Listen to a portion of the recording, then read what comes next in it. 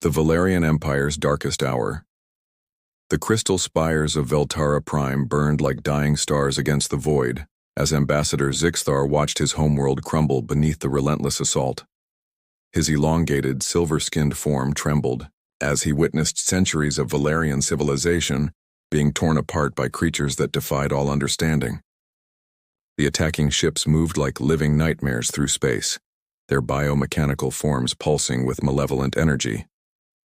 Ambassador, called General Korath, his voice carrying the weight of desperation. The outer defense grid has fallen. These Krillian abominations have consumed 17 of our fleet vessels. They're not just destroying our ships, they're learning from them. Zixthar's large, multifaceted eyes reflected the orange glow of his burning homeworld. The Valerians had ruled the Andorian sector for over 2 millennia, their advanced technology and superior intellect making them the dominant force in this region of the galaxy. But the Krillian swarm had appeared without warning 6 months ago, and nothing in their vast databases could explain these creatures or their devastating bioships. How many functional vessels remain? Zixthar asked, though he dreaded the answer. 43 from our original armada of 600, Korath replied, his military bearing unable to hide his horror. Every encounter makes them stronger. They adapt to our plasma weapons, evolve past our energy shields, and consume our fallen ships to build more of themselves. The ambassador moved to the observation deck, watching as another Valerian cruiser was engulfed by a massive Krillian bioship. The enemy vessel's organic hull pulsed as it digested the metal and technology, growing larger and more formidable. These weren't ordinary predators. They were something far worse. "Sir," interrupted Communications Officer Nextha, "the High Command is requesting immediate strategic consultation." The holographic display activated, showing the assembled Valerian leadership safe in their underground bunkers on the core worlds. Supreme Chancellor Mordex spoke first, his ancient voice heavy with authority. "Ambassador Zixthar, what options remain for our Empire's survival?"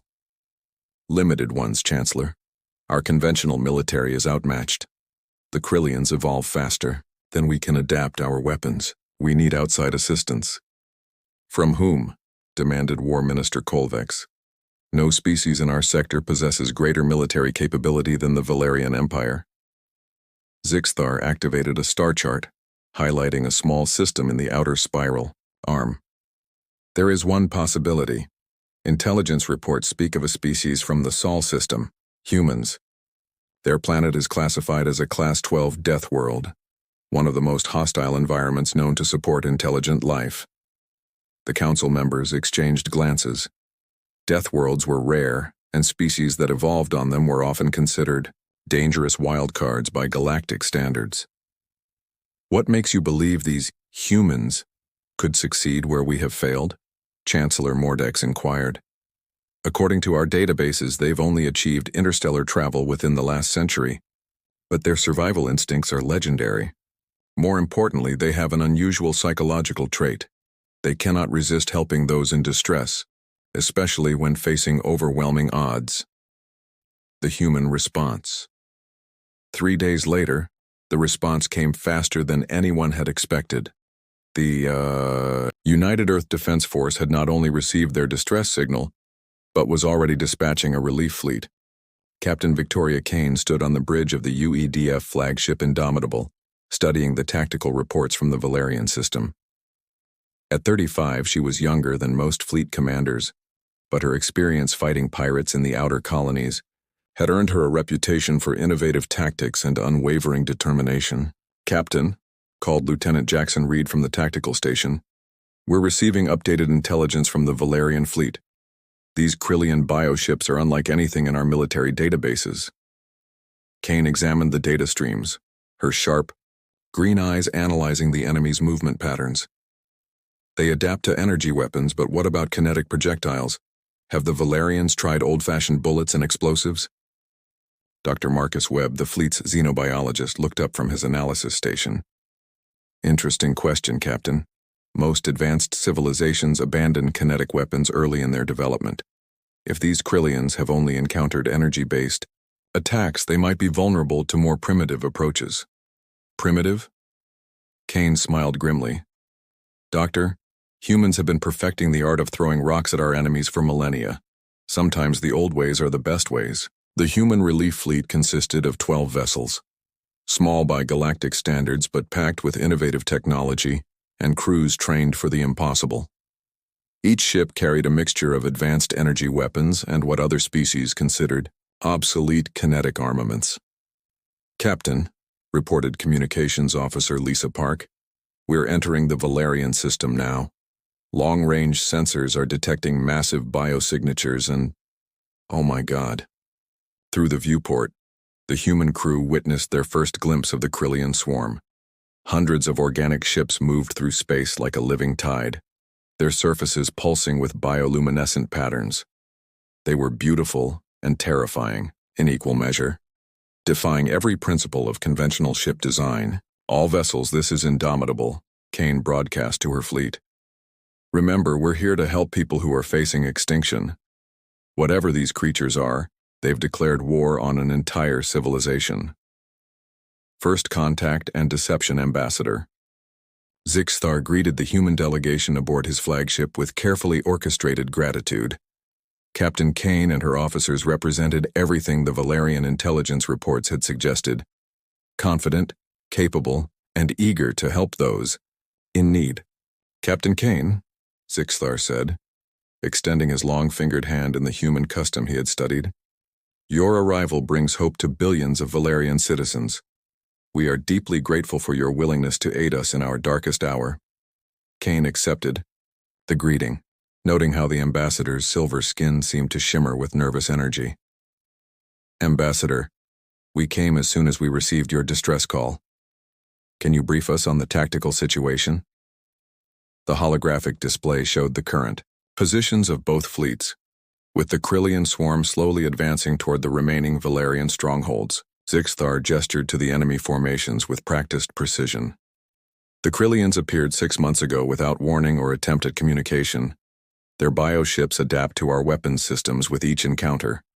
We believe there's some form of hive mind, bent on consuming all organic and technological resources in their path.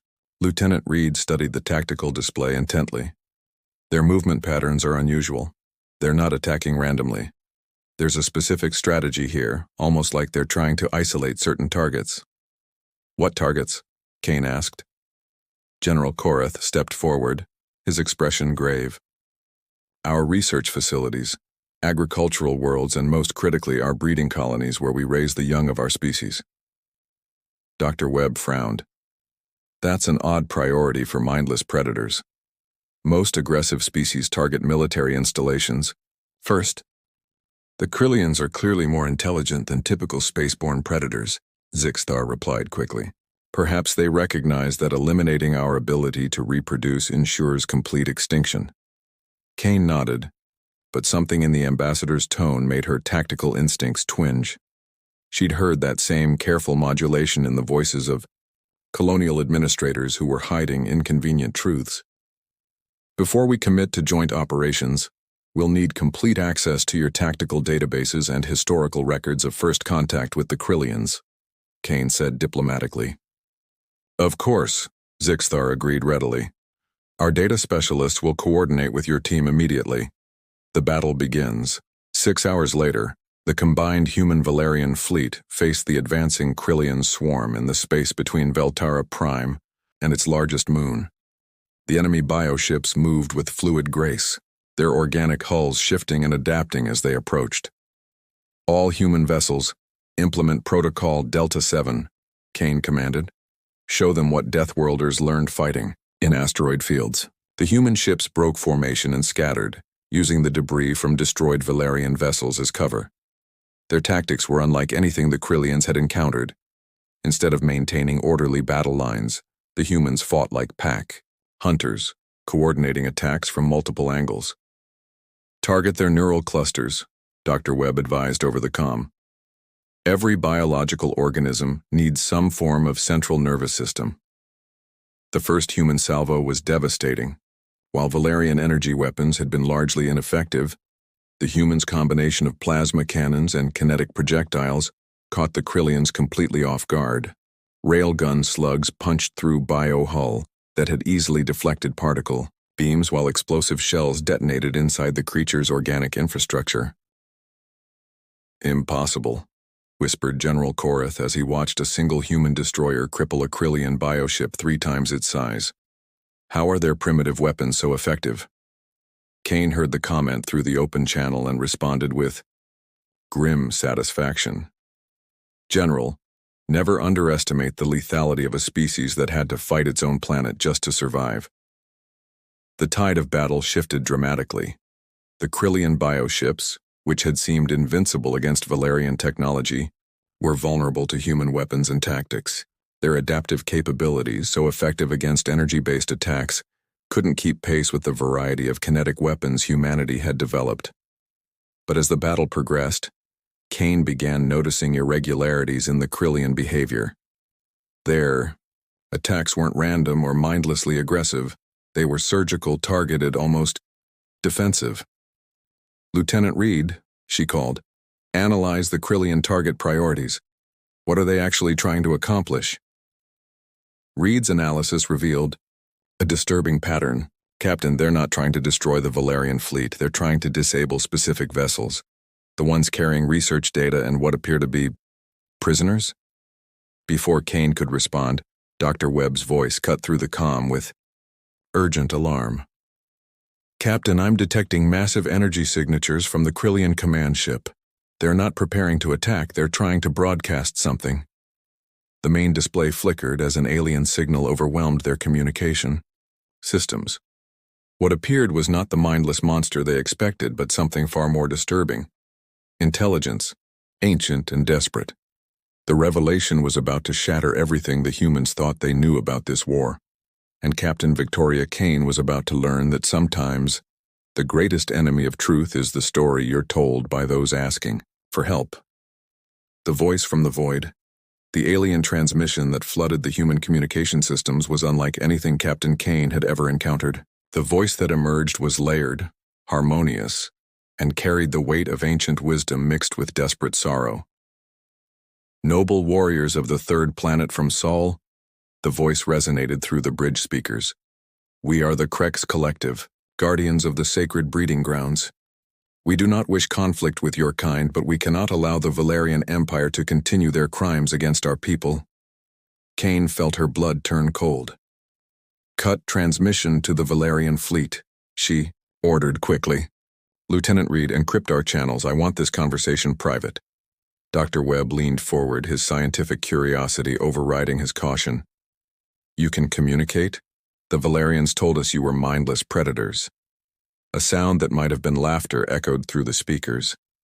"The Valerians have told you many things, human scientists. How many of them do you believe to be true? We have been trying to communicate with them for 3 centuries. They jam our signals, destroy our diplomatic vessels, and harvest our young for their biological experiments." The tactical display suddenly shifted as the Krillian bioships ceased their attacks and moved into defensive formations. Kane realized with growing horror that what she had interpreted as aggressive assault patterns were actually rescue operations.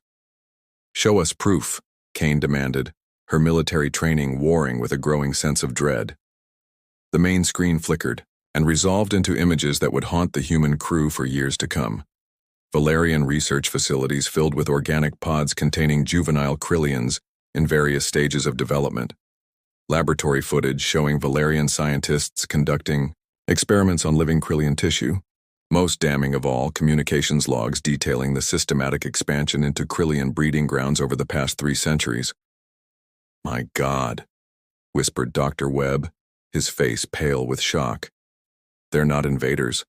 They're refugees trying to save their children." Lieutenant Reed's tactical analysis confirmed the worst fears.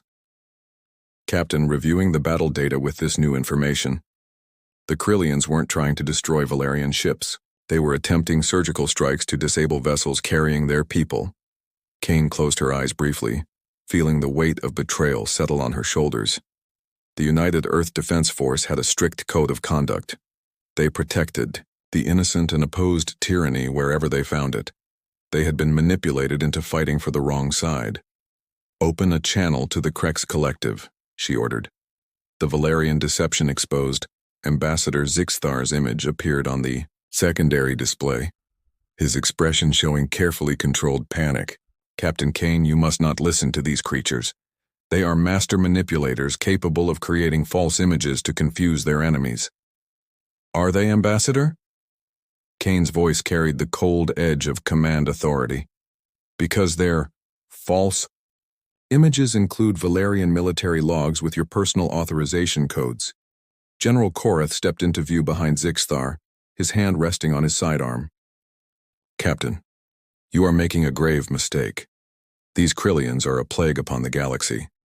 We are the victims here. Dr. Webb had been analyzing the transmitted data with increasing horror. Captain, I'm detecting massive biosignatures from the planet below. There are millions of Krillian life forms in underground facilities, and most of them are juveniles. The truth hit Kane like a physical blow. The Valerians hadn't been defending their homeworld from invasion. They had been protecting their largest processing facility where they experimented on captured Krillian young. All human vessels, this is Captain Kane, she broadcast on the encrypted channel. Cease all offensive operations against Krillian forces immediately. We have been deceived about the nature of this conflict. The response from her fleet was immediate and unanimous. Human crews had grown up on stories of their ancestors fighting against oppression and genocide. The idea that they had been tricked into supporting such atrocities ignited something primal in their Deathworlder psychology. Commander Sarah Torres of the destroyer Vengeance was the first to respond. Captain, requesting permission to redirect our weapons to Valerian targets. These bastards used us. Negative, Commander. Stand down until we have complete intelligence on the situation. But Kane's attempt at restraint was interrupted by a new voice on the Krillian channel. Older, more authoritative, carrying the resonance of absolute leadership. I am Hive Mind Krex, eldest of our kind and speaker for all Krillian consciousness. Captain Kane of the humans, your species' reputation for justice has reached even our distant worlds. We formally request your assistance in liberating our people from Valerian bondage. The Deathworlder response, what happened next, would become legend throughout the galaxy. Captain Kane made a decision that would reshape interstellar politics for generations to come. Ambassador Zixthar, she said, turning to face the Valerian delegation. You have exactly 1 hour to begin the immediate release of all Krillian prisoners and the shutdown of your biological research programs. Failure to comply will result in human intervention on behalf of the Krex Collective. Zixthar's carefully maintained diplomatic facade finally cracked. You dare threaten the Valerian Empire? We are a civilization that spans centuries while you are barely out of your primitive caves. You will regret this decision, Deathworlder. The insult was a mistake. Kane's expression didn't change, but every human on the bridge felt the shift in atmosphere. Lieutenant Reed's fingers moved over his weapons console with practiced precision. Dr. Webb quietly began analyzing Valerian ship schematics for weak points. 1 hour, Ambassador, Kane repeated softly. Not 1 minute more. The Valerian response came in the form of weapons fire. General Korath had apparently decided that eliminating the human witnesses was preferable to negotiating with them. Valerian energy beams lanced toward the Indomitable, but Kane had expected treachery. All vessels implement Deathworlder Protocol Omega, she commanded. Show them why you don't lie to humans. What followed was a masterclass in controlled fury. The human fleet had been holding back during their fight with the Krillians, using only conventional tactics out of respect for what they believed were desperate defenders. Now facing the real enemy, they unleashed the full spectrum of Deathworlder warfare. Human ships moved through space like apex predators, their crews functioning with the coordinated precision of a pack that had hunted together across countless battlefields. The Valerians had superior technology, but they had never faced an enemy that fought with such creative brutality. The destroyer Retribution used its gravitational manipulators to hurl asteroids at Valerian cruisers, while the frigate Defiance employed ramming tactics that would have been suicidal for any other species. Human crews survived impacts that should have killed them, their Deathworlder physiology allowing them to fight through injuries that would incapacitate most galactic species. Impossible, General Korath gasped as he watched a human boarding party fight their way through his flagship's corridors. How are they still fighting with those wounds? The answer came from the Krex Collective, whose bioships had joined the battle alongside their human allies. General, you have made the mistake of believing that advanced technology makes a species superior in warfare. Humans evolved on a world that tried to kill them every day. They learned to fight not just with weapons, but with will itself. The birth of the Terran Protectorate. The battle for Veltara Prime lasted 6 hours. When it ended, the Valerian fleet was either destroyed or in full retreat. Their research facilities were in human hands, and millions of Krillian prisoners were free for the first time in centuries. Captain Kane stood in the main laboratory facility, watching as human medics worked alongside Krillian healers to care for the rescued juveniles.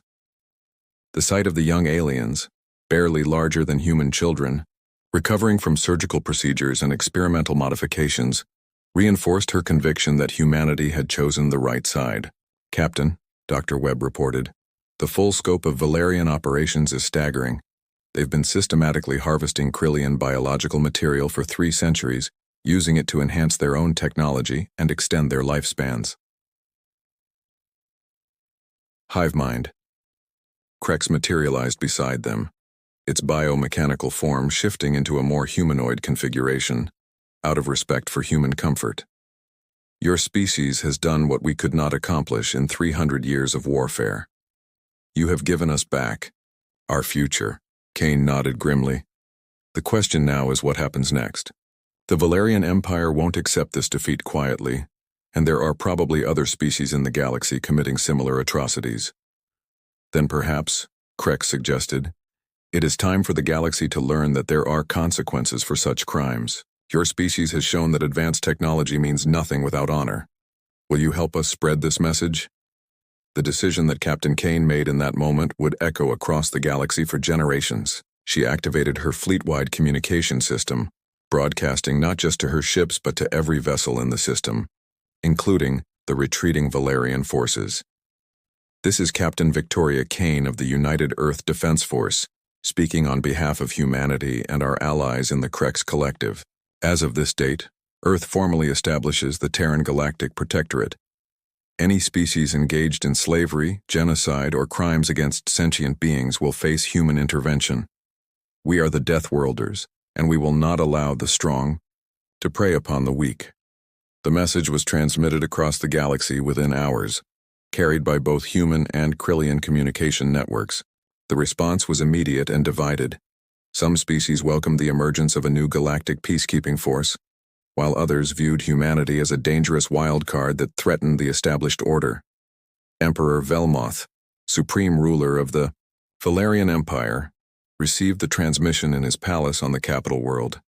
His advisors urged immediate military response, but the Emperor was wiser than his subordinates. He had reviewed the battle reports from Veltara Prime and understood the implications. No, he told his war council, we do not engage the humans in direct warfare.